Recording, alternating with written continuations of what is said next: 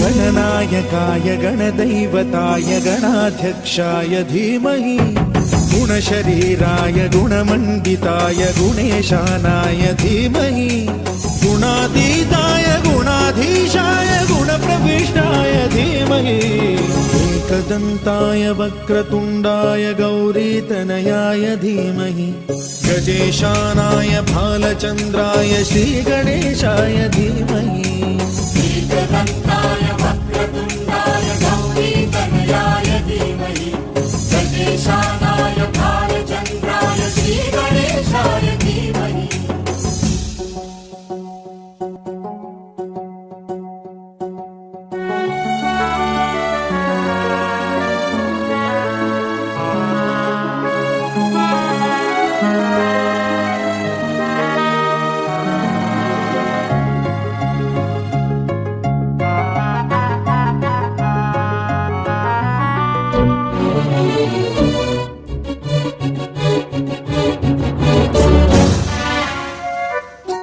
गानचतुराय गानप्राणाय गानान्तरात्मने गानोत्सुकाय गानमत्ताय गानोत्सुकमनसे गुरुपूजिताय गुरुदैवताय गुरुकुलस्थायिने गुरुविक्रमाय गुह्यप्रवराय गुरवे गुणगुरवे गुरुदैत्यकलक्षेत्रे गुरुधर्मसदाराध्याय गुरुपुत्र परित्रात्रे गुरुपाखण्ड खण्डकाय गीतसाराय गीततत्त्वाय गीतगोत्राय धीमहि गूढगुल्फाय गन्धमत्ताय गोजयप्रदाय धीमहि गुणातीताय गुणाधीशाय गुणप्रविष्टाय धीमहि एकदन्ताय वक्रतुण्डाय गौरीतनयाय धीमहि गजेशानाय भालचन्द्राय श्रीगणेशाय धीमहि एकदन्ताय वक्रतुण्डाय गौरीतनयाय धीमहि गजेशानाय भालचन्द्राय श्रीगणेशाय धीमहि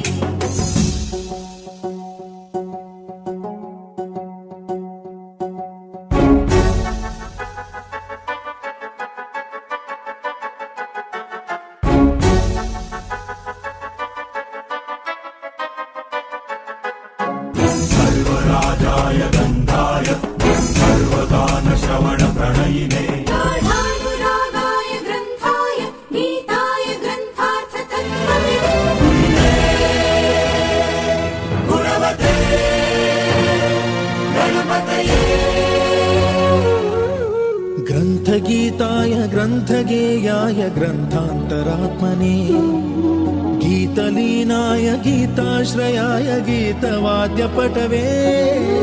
गेयचरिताय गायकवराय गन्धर्वप्रियकृते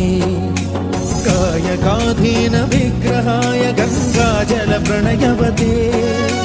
गौरीस्तनन्दनाय गौरीहृदयनन्दनाय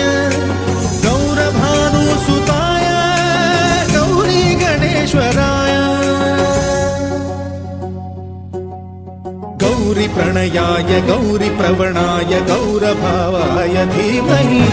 गोसहस्राय गोवर्धनाय गोपगोपाय धीमहि गुणातीताय गुणाधीशाय गुणप्रविष्टाय धीमहि एकदन्ताय वक्रतुण्डाय गौरीतनयाय धीमहि गजेशानाय भालचन्द्राय श्रीगणेशाय धीमहि एकदन्ताय वक्रतुण्डाय गौरीतनयाय धीमहि गजेशानाय भालचन्द्राय श्रीगणेशाय धीमहि